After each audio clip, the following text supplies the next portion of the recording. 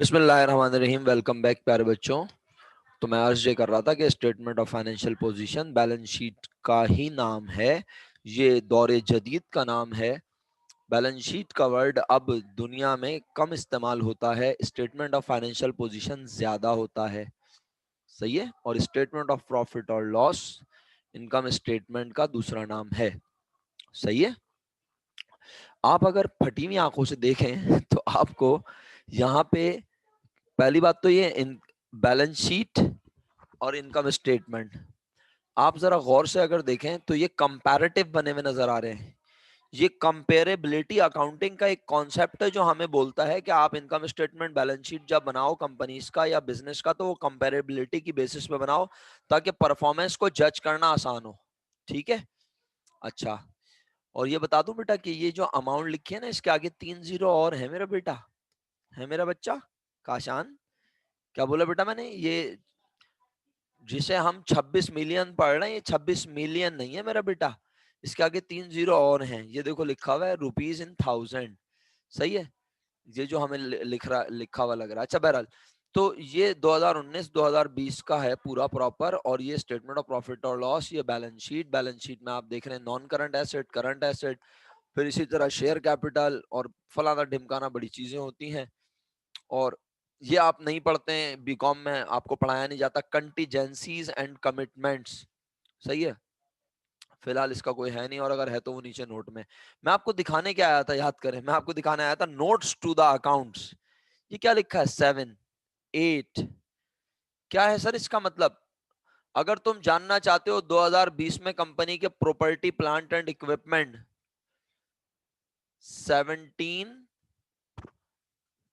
Billion 650 million 951,000 थे, तो उसमें कौन कौन सी चीज कितनी कितनी थी कंपनी के 2019 में?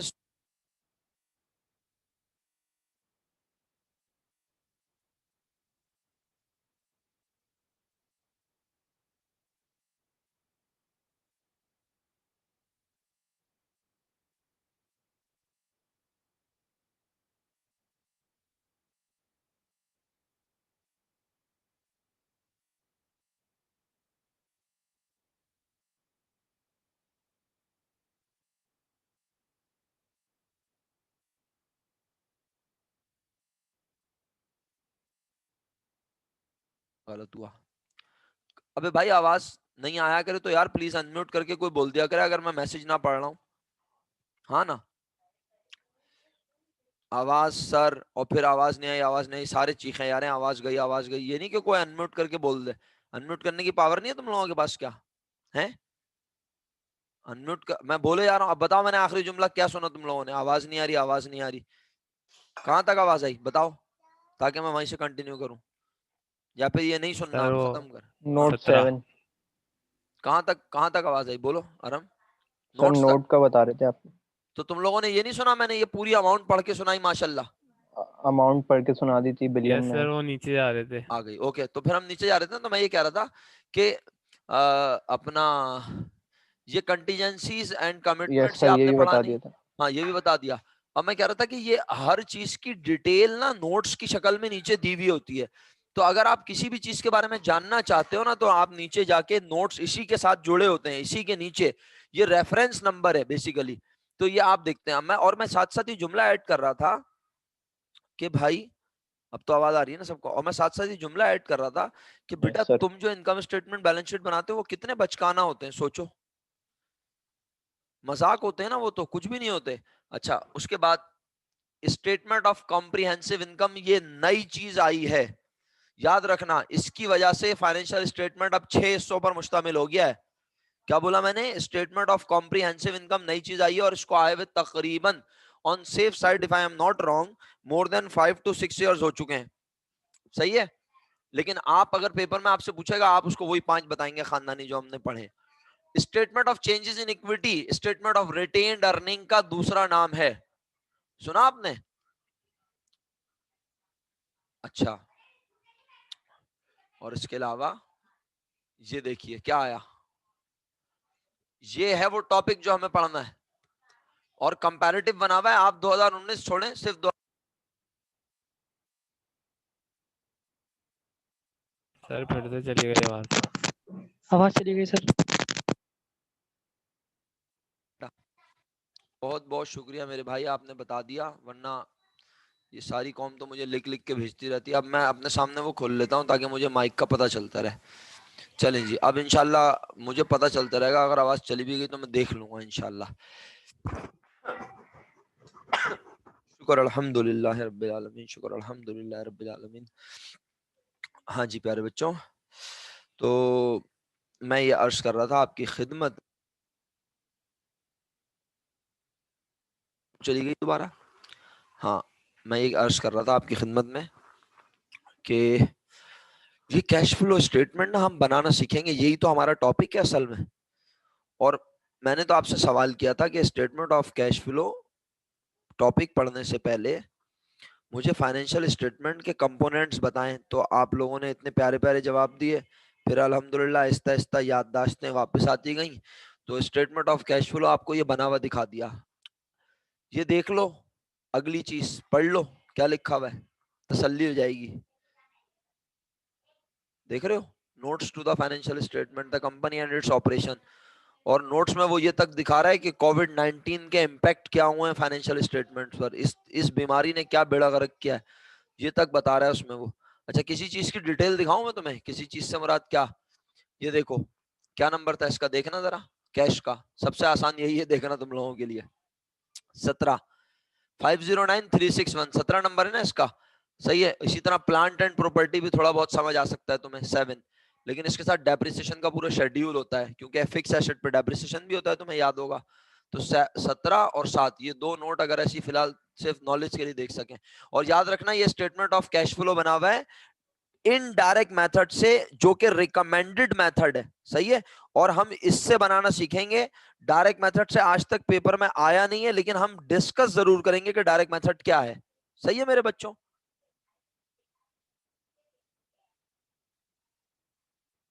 अरे सामिया तुम तो पठान बन गई हो, चलो छोड़ो, क्या हो गया मेरा बच्चा।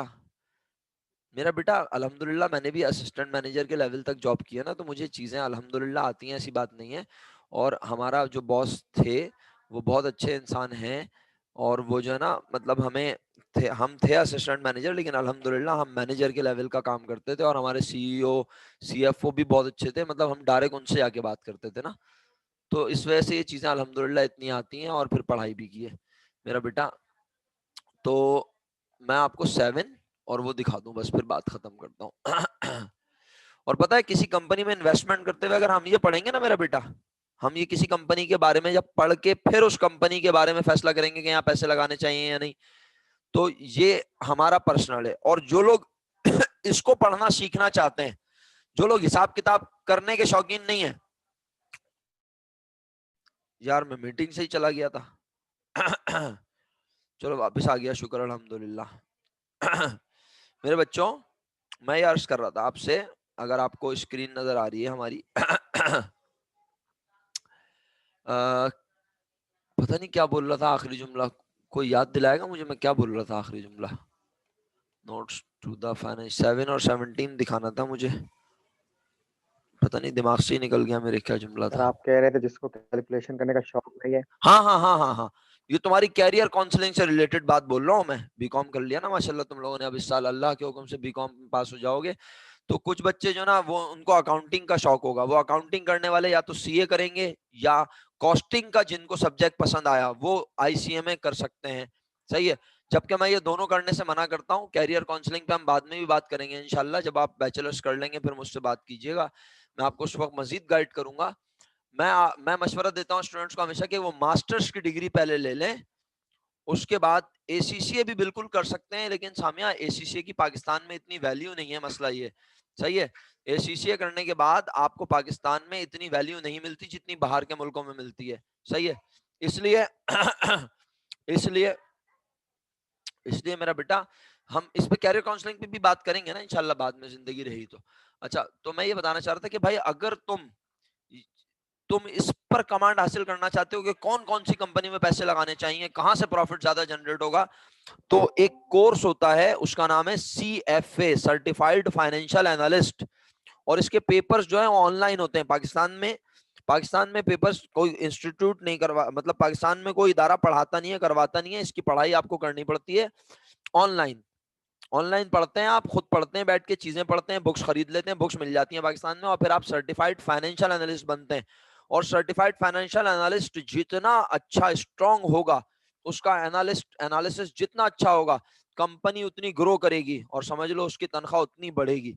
तो बेहतरीन फील्ड है सर्टिफाइड फाइनेंशियल एनालिस्ट। ये कुछ अरसा पहले लॉन्च हुई ये फील्ड, सर्टिफाइड फाइनेंशियल एनालिस्ट वाली, वरना पहले सारे एक ही बंदा सारे काम कर रहा होता था पागलों की तरह। चलें जी, आपका बहुत वक्त ले लिया मैंने, माजरत चाहता हूँ। आइए 7 आपके सामने है, fix asset, property, plant and equipment. अब 7 के अंदर आप देख रहे हैं 7.1.1, 7.1.2, 7.1.3, मतलब मौत है इसको पढ़ना, आसान थोड़ी है। और ये क्या बना हुआ है सर, ये क्या ड्रामेबाजी है, ये देखो plant and machinery, furniture and fitting. Sir ये ऐसे तिड़ा तिड़ा क्यों बना हुआ है बेटे? सर ये तो उल्टे हो गए, हैं?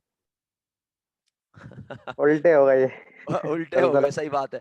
इसमें पता है क्या लिखा हुआ है, ये देखो, इसमें लिखा हुआ है कि ये चीजें हमारे पास इतने की थी 2019 के एंड पर, फिर हमने इतने की एडिशन और खरीदी, इतने की हमने बेची, और कुछ चीजें हमारी जो है ना वो बन रही थी, बिल्डिंग्स तामीर हो रही थी, वो बन गई, तो वो कैपिटल एसेट, वो हमारा एसेट बन गई, फिर उन पर डेप्रिसिएशन हुआ, डिस्पोजल हुआ। ये पूरा शेड्यूल है, पूरे साल एसेट कौन सा कितना बढ़ा, कितना कम हुआ, डेप्रिसिएशन कितना चार्ज हुआ, और अब फाइनली वो कितना है।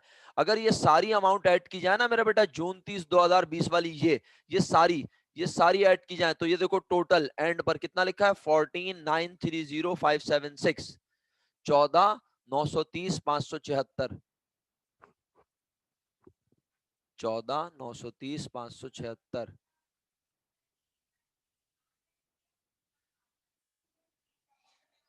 अब इसमें 14,930 7 से पूरा वेरीफाई नहीं हो रहा, यहाँ 17 है। क्यों? आओ देखो, क्योंकि और भी चीजें हैं वहां भी। ये सिर्फ हमने क्या सर देखा इसने है? गलत बनाया होगा फिर।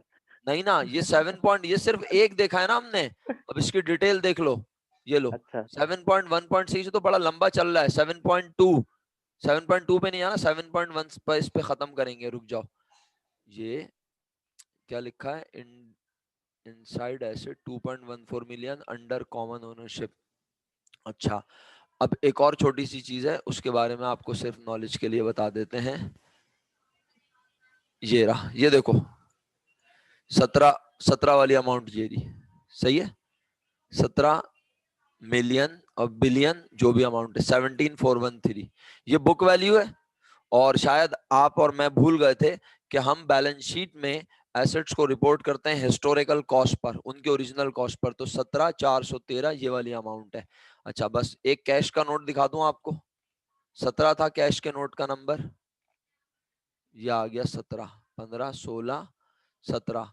Cash in hand 38,128।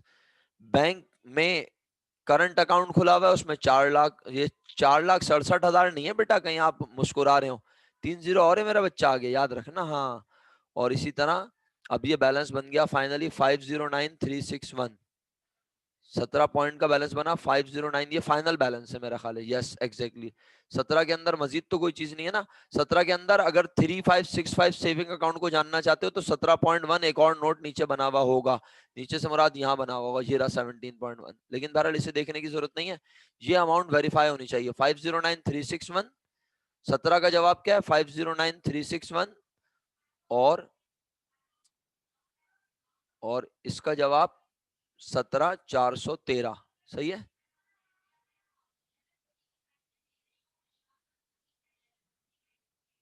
कैश का बैलेंस यही है, यही था। और ये जो है ना, ये जो डिफरेंस आ रहा है वहां उसके बारे में लिखा हुआ है 2 मिलियन का डिफरेंस है, क्योंकि ये जो है ग्रुप ऑफ कंपनीज है। अब ग्रुप ऑफ कंपनीज तो खैर आप लोगों ने पढ़ा भी नहीं है ना, आपको पता है, लेकिन मुझे अच्छे से याद है एक दफा मैंने आपसे सब्सिडरी का लफ्ज डिस्कस किया था, अगर आपको याद हो। सब्सिडरी कौन सा टॉपिक में, एब्जॉर्प्शन एमलगमेशन पढ़ाते हुए। बस फिलहाल इसके बारे में इतने बताना था, इससे ज्यादा बताना मेरा ख्याल है आपकी सेहत अब इससे ज्यादा बर्दाश्त नहीं कर पाएंगे आप। ये नोट्स टू द अकाउंट है, बहरहाल किसी का दिल चाहे तो आप खुद ही डाउनलोड करके देखें चीजें। वापस आते हैं, इसको भी बंद करते हैं। और अमरेली स्टील की ये वाली रिपोर्ट मैंने जो 9 मंथ्स खोली थी, ये तो बेकार ही, अब फायदा नहीं है। इसको मिनिमाइज करते हैं। Statement of changes in financial statement, वापस आ गए अब घूम फिर के। आज काफी अच्छी जर्नी की आप लोगों ने, घूमे फिरे। अब जरा आइए, हमारा टॉपिक है स्टेटमेंट ऑफ फाइनेंशियल, अपना preparation of cash flow. Cash flow का टॉपिक है और उसमें अब आपको पहले सिखाने लगे हैं कि वर्किंग कैपिटल और नॉन वर्किंग कैपिटल। सर ये क्यों सिखा रहे हैं आप, working capital non working capital? अरे भाई, हम तुम्हें ये बताना चाह रहे हैं कि कैश कारोबार में कौन कौन सी वजूहात की बिना पर आता और जाता है। मैं बारहा यह बात जुमला कह चुका हूं, अब तो तुम लोगों को याद भी हो गया होगा, रट गया होगा। बिजनेस के मालिक को बिजनेस के प्रॉफिट होने से भी ज्यादा, फिक्र किस चीज की होती है? याद होगा अब तो तुम लोगों को, अब तो पक्का याद होना चाहिए यार। जवाब दो, आवाज आ रही है ना? बिजनेस के मालिक को बिजनेस को प्रॉफिट होगा या लॉस, इससे भी ज्यादा एक चीज की फिक्र होती है। क्या? कोई नहीं देगा जवाब? अबे कोई तो पढ़ा लिखा होगा, तुम सब पढ़े लिखे हो माशाल्लाह। लिक्विडेट करने की नहीं यार, हम लिक्विडेट का मतलब तो बिजनेस खत्म करना होता है। वो खत्म क्यों करेगा बिजनेस? इस बात की फिक्र क्यों होगी उसे? सर खत्म तो तब होगा लायबिलिटी ना पे जब ऑफ, हाँ बोलो आराम। लायबिलिटी पे ऑफ करने की। लायबिलिटी पे ऑफ, करीब करीब है जवाब। और बाकी लोग कोशिश नहीं करेंगे? अरीशा बेटे कोशिश करो। हेमंत? सर वो मैसेज टाइप नहीं हो रहा है सर, वो अपनी कैपिटल को बचाने के अच्छा चक्कर में। हाँ, जिन बच्चों के मैसेज मुझे नहीं आ रहे वो मुझे मैसेज करके देखें, और फिर अगर नहीं आ रहे तो वो रीज्वाइन कर ले मीटिंग को, क्योंकि मैं मीटिंग से लेफ्ट हो गया था। लायबिलिटी पे करने के लिए कैश कितना है? करीब करीब है, आपने भी आराम वाली बात की है। जिन लोगों के मैसेज मुझे नहीं आ रहे हैं, जो टाइप करके मैसेज भेजना चाह रहे हैं, वो रीज्वाइन कर ले मीटिंग को, ताकि वो मुझे बता सकें, जवाब भेज सकें लिख के, अगर वो भेजना चाहें। जी काशान भाई, जी काशान भाई कुछ कहना चाह रहे हैं? बिस्मिल्लाह। मोहम्मद काशान साहब, बिस्मा एक्सपेंस, करीब करीब जवाब है तुम्हारा। बिस्मा का जवाब और करीब हो गया, बेहतरीन।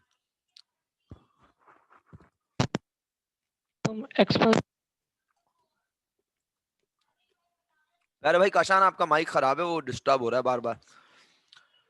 अरे भैया, उसको ये फिक्र होती है कि महीने का अख्ताम। जी प्यारे भाई, आप सुने मेरी बात। काशान भाई अब मेरी बात सुने। उसको इस बात की फिक्र होती है कि महीना एंड होगा तो मेरी कंपनी में इतने पैसे होंगे कि मैं मुलाजमीन की सैलरी अदा कर दूंगा, जगह का किराया अदा कर दूंगा, चाहे मुझे प्रॉफिट ना भी हुआ हो, लेकिन मेरे पास इतना कैश होगा। तो इसका मतलब है उसको सबसे ज्यादा फिक्र इसी बात की होती है कि कैश का फ्लो कहां से कितना कितना है। अगर उसे ये पता हो कि महीने के एंड तक, यानी मैं अपने सीएफओ और सीईओ को सबसे ज्यादा परेशान अगर किसी चीज के लिए दिखता था ना मंथ एंड पर, सबसे ज्यादा, तो इस बात के लिए कि मंथ एंड आ रहा है, मुलाजमीन की सैलरी देनी है, तो वो पता है क्या करते थे सबसे ज्यादा? यानी वो रिकवरी डिपार्टमेंट था जो पैसे कलेक्ट करता है जाके पार्टीज से, जिन जिनको हमने बेचा हुआ है माल, मिसाल के तौर पे।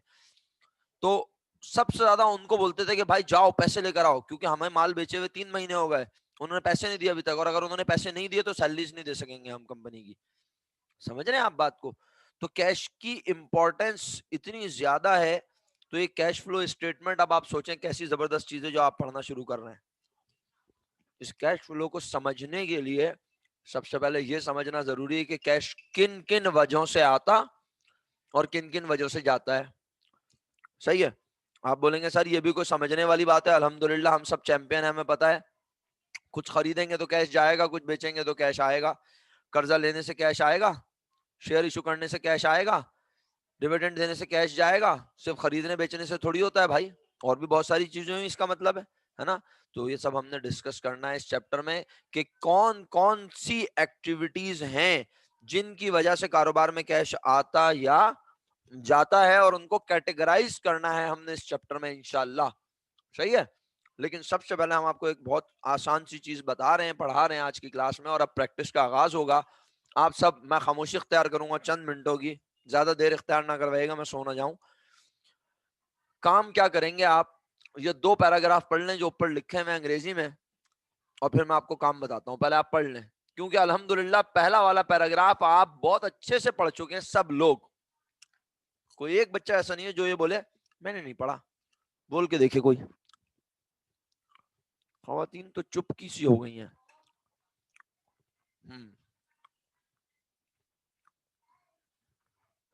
वर्दा ये वो कहाँ है अपना मरियम, पढ़ लिया? Very good. All current asset and current liabilities are termed as working capital. किसी को एतराज करना है? किसी को एतराज करना है? एक्सप्लेनेशन चाहिए, पूछना है कि समझा दें क्या होता है। Wow that's great. किसकी बेटा? क्योंकि अपनी तो एंजॉय कर नहीं पाता है इंसान, अपनी में तो दूसरे एंजॉय कर रहे होते हैं। अच्छा ओके ओके सही है, चलें जी, गुड है। हाँ जी बच्चों, वर्किंग कैपिटल के बारे में समझाऊं कुछ? रिमशा, निमरा, मोहम्मद काशान, काशान अहमद साहब, इकरा सिद्दीकी, हफ्सा, बिस्मा, आयशा, कोमल कहाँ है, अरीशा, शहरियार भाई, नहीं समझाऊं सारे?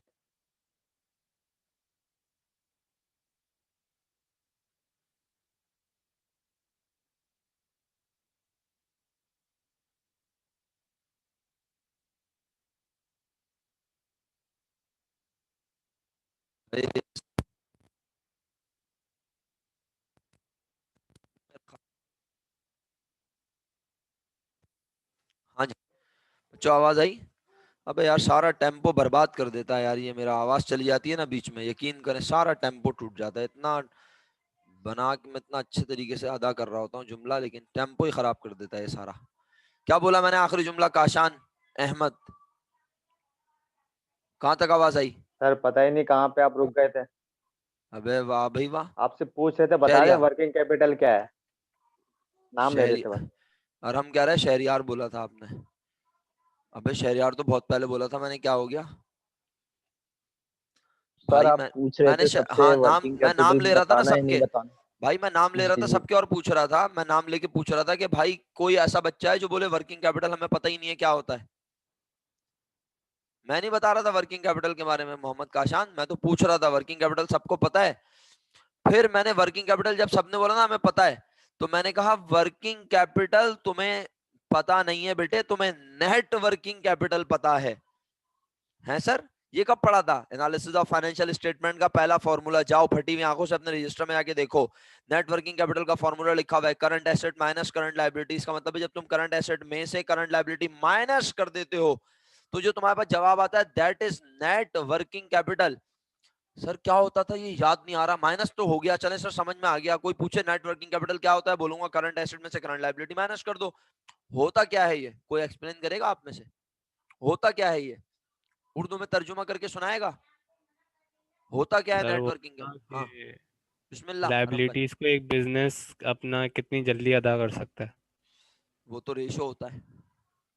तो ये वही बताता है ना कि आपके चले करंट आपने, एसेट्स करंट लाइबिलिटीज से ज़्यादा हैं, तो आप जल्दी यानी कि जो भी हो सकता है ना, आपकी लाइबिलिटीज सर जो भी के आएंगी आप उसको जल्दी वो कर सकते हैं, जी पे वर्दा, ऑफ। जी वर्दा बिस्मिल्लाह। सर ओके तो करंट करंट एसेट को चेक करते हैं, वो करंट लायबिलिटीज कितनी जल्दी पे ऑफ कर सकते हैं उसके जरिए। क्या इस मतलब एसेट्स ज़्यादा हैं लायबिलिटीज ज़्यादा हैं, उसका रेशो ओके चेक जी, करते हैं। सही है मेरा बेटा। अब मैं आप दोनों के जुमलों के साथ अपना जुमला ऐड कर देता हूं, और जुमला ये है, नेट वर्किंग कैपिटल का मतलब होता है वो अमाउंट जो कारोबार को चलाने के लिए मौजूद है। अब आप दोनों एतराज करना चाहे तो कर लें कि सर हम भी तो यही बोल रहे हैं। अगर आप बोल रहे हैं आपका मतलब यही है, दिल में यही था, तो ठीक है, वरना वर्किंग कैपिटल का मतलब होता है वो अमाउंट जो लायबिलिटीज पे करने के बाद बच जाए और आप कारोबार चलाने के लिए उसे इस्तेमाल कर सको, वो होती है वर्किंग कैपिटल। यानी वो कैपिटल जो वर्किंग के तौर पर हो, यानी आपके पास पैसा तो है लेकिन आप लायबिलिटी अदा करेंगे उसके बाद आपके पास बचेगा ही नहीं। फिर आपके पास सैलरीज देने के लिए पैसे भी नहीं होंगे, लायबिलिटी अदा करने के लिए पैसे भी नहीं होंगे, रेंट देने के लिए पैसे भी नहीं होंगे। तो वर्किंग कैपिटल याद आ गया अल्हम्दुलिल्लाह। करंट एसेट में से करंट लायबिलिटी माइनस करना, ये तो फॉर्मूला था, but the meaning of working capital is the amount which is available to operate the business, right. अच्छा जी, अब मेरे प्यारे बच्चों, जब तुम्हें वर्किंग कैपिटल, आवाज आ रही है ना? हाँ आ रही है। जब तुम्हें वर्किंग कैपिटल पता चल गया तो कॉमन सेंस की बात है, वर्किंग कैपिटल अगर करंट एसेट और करंट लायबिलिटी पर होता है मुश्तमिल, नेट वर्किंग नहीं बोल रहा, क्या बोल रहा हूं, वर्किंग कैपिटल। क्योंकि नेट वर्किंग निकलता है जब हम डिडक्ट कर देते हैं, है ना। जब हम करंट एसेट में से करंट लायबिलिटी को माइनस करते हैं तो नेट वर्किंग आता है। इसका मतलब है वर्किंग कैपिटल जो है वो करंट एसेट करंट लायबिलिटीज की मदद से निकलता है। दैट्स व्हाई यहाँ लिखा हुआ है all current asset and current liabilities are termed as working capital, it means they are part of working capital, right. अच्छा जी, तो यार इतनी आसान सी बात है, क्या ये पढ़ने की जरूरत है? हाँ सर पढ़ लें तो अच्छा है, मर्जी है भाई तुम्हारी, तुम पढ़ लो, मैं तो नहीं पढ़ रहा, मेरा दिल नहीं चाह रहा बिल्कुल।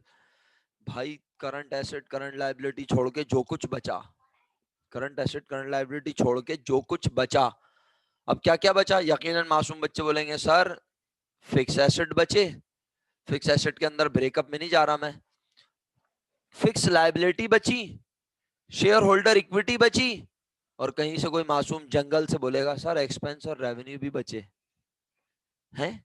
एक्सपेंस और रेवेन्यू, ओ भाई एक्सपेंस और रेवेन्यू की वजह से तो पैसे आते और जाते हैं, उसमें तो कोई शक वाली बात ही नहीं है, सही है। और जो उससे पैसे आए और गए वो नेट प्रॉफिट की शक्ल में पता भी चल जाते हैं, सही है। लेकिन असल चीज ये है कि आज हम जो बिजनेस का प्रॉफिट जनरेट किया है, वो जो हमने प्रॉफिट मालूम किया है वो अमाउंट से रिवर्स चल के अपना कैश वेरीफाई करना आपको सिखाएंगे। और आज नहीं, वो आने वाले दिनों में सीखेंगे आप, ये तो चैप्टर का एम है। और ये दिमाग में बिठा लें अपने बात कि आप अगर ये समझ रहे हैं कि आप आज ही सब समझ जाएंगे तो माजरत, ऐसा नहीं है। चीजें आहिस्ता आहिस्ता क्लियर होंगी। जब तक मैं पहला सवाल करवा नहीं दूंगा ना, आपको ऐसा लगेगा यार पता नहीं क्या पढ़ा रहे हैं सर। बहरहाल आज तो मैंने आपको कुछ एक्स्ट्रा बातें बताई हैं। अब आपने एहसान अजीम फरमाना है मेरी जात पर, एक से लेके ये कोई अपना 50 तक नाम है। मैं स्क्रीन छोटी कर देता हूं थोड़ी,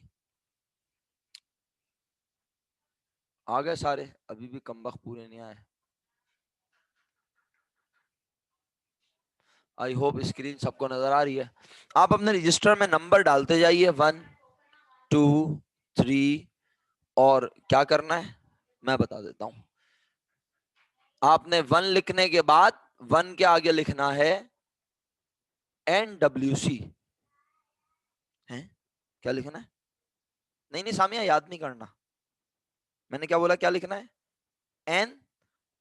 NW लिख दें, चलें बस NW। क्या मतलब हुआ?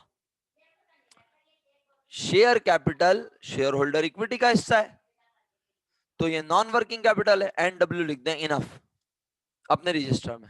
अगर चाहें तो, नहीं लिख रहे तो ऐसे ही जब मैं साथ साथ बोलते जाऊंगा आप बोलते जाना। 2, पेटेंट्स राइट्स क्या है पहले ये तो बताओ, नेचर बोलो इसकी, पहले नेचर बताओ तो फिर खुद ब खुद बता दोगे कि ये वर्किंग है या नॉन वर्किंग। सर अब नॉन पेटेंट्स की करंट, नेचर, आवाज नहीं आई आरम भाई। नॉन करंट एसेट है ना? नॉन करंट एसेट है, फिक्स एसेट है, तो नॉन वर्किंग है ये भी। जी आप सब बोलें, प्लीज अनम्यूट कर ले अगर चाहें तो, या जल्दी से बोलें लिख के, जो दिल करे आपका। ये फिक्स एसेट है, जो बोला रिपीट कर दूं मेरा बेटा, शेयर कैपिटल के आगे लिख लो NW। NW का मतलब ये नॉन वर्किंग है। पेटेंट राइट भी नॉन वर्किंग है, क्यों सर? क्योंकि ये फिक्स एसेट है, इनटेंजिबल, नजर नहीं आता, बिजनेस को फायदा पहुंचाता है। ट्रेडमार्क भी, जी अफसर समझ आया, ट्रेडमार्क भी क्या है? एसेट है। कौन सा एसेट है मेरा बेटा, बोलो बच्चों, ट्रेडमार्क कौन सा एसेट है यार? Fixed. बड़ी, हाँ जी, किसी ने कहा इंटेंजिबल, फिक्स एसेट है, वेरी गुड। तो फिक्स एसेट है तो क्या कहूं इसको? NW, non working. हाँ, इसके बाद क्या बेटा अगला नाम बोलो? क्या लिखा हुआ है? Marketable securities. अब मार्केटेबल सिक्योरिटीज के ऊपर ना रिसर्च करनी है तुमने, रिसर्च। हाँ अरम भाई ने जवाब लिख के भेज दिया माशाल्लाह। बोला sir marketable securities current asset हैं और बोला कि ये हमारा वर्किंग कैपिटल है। इस आप नंबर डाल के वर्किंग कैपिटल लिखना चाहें WC तो लिख दीजिए, और अगर आप इस तरह समझ रहे हैं तो इनफ है। लेकिन पता है मैं एक जुमला बोलता हूँ और देखता हूँ आपका रिस्पॉन्स। सर नोट रिसीवेबल कौन सा एसेट होता है बताएं? अरम साहब आप भी बताएं, हर बच्चा बताए क्लास का, वरना मैं नाम लेके बोलूंगा और फिर उसको अनम्यूट करके बोलना पड़ेगा। तो इसलिए शराफत से सब बच्चे लिख के भेजें, नोट रिसीवेबल कौन सा एसेट होता है? एसेट पूछा है, वर्किंग और नॉन वर्किंग तो पूछा ही नहीं है मैंने। हरीशा नोट रिसीवेबल, बेटा हरीशा नोट रिसीवेबल पूछा मेरा बेटा। जनाब सबने जवाब दे दिया? नहीं दिया ना सबने? अब मैं नाम लूं? जी आराम भाई क्या बात है, छा गए आप माशाल्लाह। बेटा मेरा बच्चा बिस्मा याद रखना, promissory note exactly note receivable, वही सामिया वही प्रोमेसरी नोट, नोट रिसीवेबल। क्योंकि प्रोमेसरी नोट तो दोनों डायरेक्शन में हो सकता है ना। खाली प्रोमेसरी नोट बोलोगी सामिया तो वो नोट रिसीवेबल भी हो सकता है, नोट पेबल भी हो सकता है। तो मैंने इसलिए नोट रिसीवेबल बोला क्या ताकि तुम कंफ्यूज ना हो। तो बोलो नोट रिसीवेबल क्या है? बिस्मा ने बोला डिपेंड करता है टाइम पीरियड पर, लेकिन मैं कह रहा हूं नहीं बता रहा टाइम पीरियड। अब बोलो बिस्मा, चलो जाओ, बदमाशी है मेरी। निमरा काफी देर में गूगल ने बताया तुम्हें है। बिस्मा शाबाश मेरा बेटा। मेरे बच्चों जब कभी जिंदगी में सुनो, अब तो बीकॉम माशाल्लाह होने वाले हो, जब कभी सुनते हो जिंदगी में किसी से, सर क्या सुनते हैं? हमें तो घर वाले उठते बैठते सुनाते हैं, आप बोल रहे हैं सुनते हैं। हाँ हाँ ये बात भी है यार, बड़ा अफसोस हुआ मुझे सुन के, ये तो हर बच्चे की दास्तान है। अबे भाई जब कभी जिंदगी में सुनो नोट रिसीवेबल तो तुम्हारे दिमाग में जो पहला जवाब आता है वो एसेट और करंट एसेट होता है। क्योंकि नोट रिसीवेबल की जनरली ड्यूरेशन 2 महीने, 4 महीने, 6 महीने, 8 महीने, 9 महीने, 10 महीने, 1 साल के अंदर अंदर होती है। तो पहला जवाब नोट रिसीवेबल का करंट एसेट ही आता है। लेकिन नोट रिसीवेबल अल्हम्दुलिल्लाह आपके दरमियान 2-3 पढ़े लिखे लोग हैं जिन्होंने कहा कि नोट रिसीवेबल फिक्स एसेट भी हो सकता है। अगर नोट 1.5 साल के लिए बनाया गया हो, अगर नोट 2.5 साल के लिए बनाया गया हो, अगर नोट 3 साल के लिए बनाया गया हो और वो इंटरेस्ट वाला नोट हो, तो इसका मतलब है नोट तो 2 साल के लिए भी हो सकता है, 3 साल के लिए भी। एग्री करते हैं ना या नहीं? अच्छा हो सकते हैं, वेरी गुड बेटा। इसी तरह मेरा बच्चा मार्केटेबल सिक्योरिटीज पहला जवाब करंट एसेट होती हैं, हाईली लिक्विड एसेट होती हैं। क्या बोला मेरा बेटा मैंने? करंट एसेट होती हैं और हाईली लिक्विड। हाईली लिक्विड समझते हो? यानी कैश और बैंक के बाद अगर कोई सबसे ज्यादा तेजी से इस्तेमाल होने वाली चीज है तो वो मार्केटेबल सिक्योरिटीज हैं। सर क्या होती हैं ये? आपने किसी दूसरी कंपनी के शेयर्स खरीदे हुए, डिबेंचर्स खरीदे हुए, आपके पास कोई बॉन्ड्स हैं, आपके पास कोई ऐसी चीजें जो कि आप मार्केट में हाथों हाथ बेच दें, कम नुकसान पे, ज्यादा नुकसान पे, फायदे पे, हमें इससे गर्ज नहीं है, लेकिन इंतहाई तेजी से कैश में कन्वर्ट हो जाती हैं। यानी आप स्टॉक एक्सचेंज जाएं, आप लोगों को प्राइस बॉन्ड के बारे में आइडिया है कुछ? मैं ज्यादा लंबी मुश्किल बात नहीं करूंगा, आसान सी बात कर रहा हूं। प्राइस बॉन्ड होता है ना, आप किसी भी बैंक लेके जाएं, बैंक आपको फौरन हाथ के हाथ कैश दे देगा, है ना ऐसा या नहीं? बैंक से भी मिलते हैं, लेकिन मैं ये बताना चाह रहा हूँ प्राइस बॉन्ड किसी भी, और कुछ दुकानदार अगर उनको प्राइस बॉन्ड चेक करने आते, क्योंकि हम तो पाकिस्तानी अल्लाह माफ करे घर में प्राइस बॉन्ड बना के ले आके दुकान वाले को दे देंगे, दुकान वाला बेचारा लुट जाएगा, है ना? तो भैया दुकानदार थोड़े एहतियात करते हैं, लेकिन आप पता होगा आपको, आप किसी भी बैंक ले जाएं प्राइस बॉन्ड, वो आपको मना नहीं कर सकता कि नहीं जी हम प्राइस बॉन्ड नहीं लेंगे। वो आपसे प्राइस बॉन्ड लेगा और आपको बदले में पैसे दे देगा जितने उसकी कीमत बनती है, जितने साल पुराना भी हो, बस वो वैलिड हो। काशान, क्योंकि आप पाकिस्तान में, काशान अहमद साहब आपने पढ़ा लिखा सवाल कर दिया, क्योंकि पाकिस्तान में 40,000 रुपए वाले बॉन्ड्स बंद हो चुके हैं। अब पाकिस्तान में 40,000 वाले से प्रीमियम बॉन्ड्स हैं जो कि रजिस्टर्ड हैं जिन लोगों के पास है। क्योंकि 40,000 का एक कागज का टुकड़ा घर में रखना बड़ा आसान होता था, 40,000 के नोट रखना मुश्किल होता था। थोड़े अरसे में ये 5,000 का नोट भी इसीलिए बंद होगा। 25,000 वाला भी बंद हो गया है, नहीं मार्च में बंद हो रहा है मेरा ख्याल है। अरम मार्च में आखिरी डेट मार्च है, if I am not wrong. हाँ हाँ काशान भाई, तो जरा देख लीजिएगा कहीं इतना पुराना ना हो जाए और उसकी कीमत वो उस पर पाबंदी ना हो। पक्का मोहम्मद काशान कह रहा है बंद हो गया है भाई। मैंने या तो फिर दिसंबर होगी लास्ट डेट शायद। यार मैंने अभी तो नोटिस पढ़ा था 25,000 वाले बॉन्ड का। सर नहीं, वो बंद होने वाला है, अभी मार्च में बंद होगा। मार्च में ही होगा ना? काशान बोल रहा है नहीं नहीं बंद हो गया। अबे नहीं भाई मार्च में होगा, सही है, ऐसी बात नहीं है। मैं बुढ़ा हो गया हूँ लेकिन इतना भी नहीं हुआ हूँ कि भूल जाऊं। पैसों वाली बातें याद रखता हूँ भैया। बहरहाल यार देखो बात कहाँ से कहाँ निकलती है, लेकिन तुम लोग समझते नहीं हो भाई। प्राइस बॉन्ड एक ऐसी चीज है, आप तेजी से कैश में कन्वर्ट कर सकते हैं, लेकिन मर्चेंडाइज को आप मार्केट में बेचने जाएं 70% सेल लगा दें तो दुकान खाली तो नहीं होती ना किसी की भी। आज फूड पांडा पे 50% डिस्काउंट आया हुआ है तो क्या खाना खत्म हो जाएगा?